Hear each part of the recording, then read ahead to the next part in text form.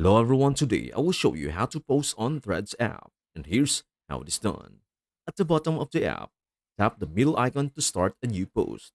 Type your text in the provided field. You can also attach images from your camera roll. Paste a link into your post. If the link generates an auto thumbnail, you can remove it by tapping the X button if you prefer to display a custom image instead. Tap Anyone Can Reply at the bottom left to adjust who can respond.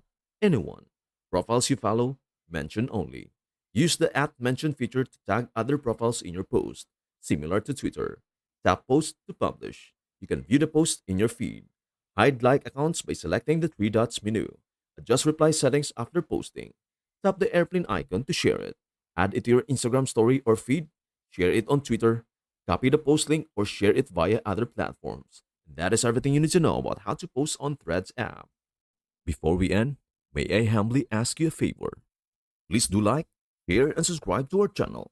This means the world to us. Thank you so much for watching. We hope to see you in our next video.